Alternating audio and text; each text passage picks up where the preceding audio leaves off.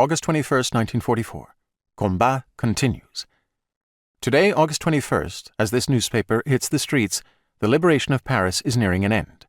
After 50 months of occupation, of struggle and sacrifice, Paris is rediscovering the feeling of freedom, even as bursts of gunfire erupt at street corners around the city.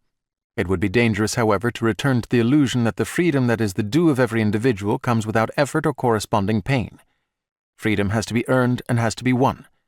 It is by fighting the invader and the traitors that the Forces Françaises de l'Intérieur, FFI, or French Forces of the Interior, are restoring the Republic, which is the indispensable condition of our freedom. It is through struggle that freedom and the Republic will triumph. The liberation of Paris is but one step in the liberation of France, and here the word liberation has to be understood in its broadest possible sense. The fight against Nazi Germany continues. It will be waged unremittingly. But if this is the most difficult of the battles for which all France is mobilized, it is not the only one we must wage. It won't be enough to regain the outward appearance of freedom for which France was obliged to settle in 1939, and we will have accomplished only an infinitesimal part of our task if the French Republic of tomorrow were to find itself, like the Third Republic, under the strict control of money, l'argent.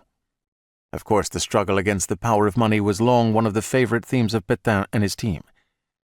Yet it is also true that money has never weighed more heavily on our people than in the period that began in July 1940, when it helped the traitors gain power, and in order to protect and expand its privileges, deliberately tied its interests to Hitler's. It is no accident that men like Laval, Boutillier, Baudouin, Peuchot, and Leroy-Ladurie succeeded one another in Vichy's ministerial councils.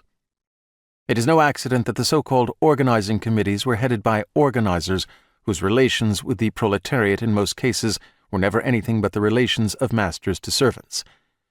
Thanks to the fight we are waging with the Allies against Hitler's armies, all of French territory will soon be liberated.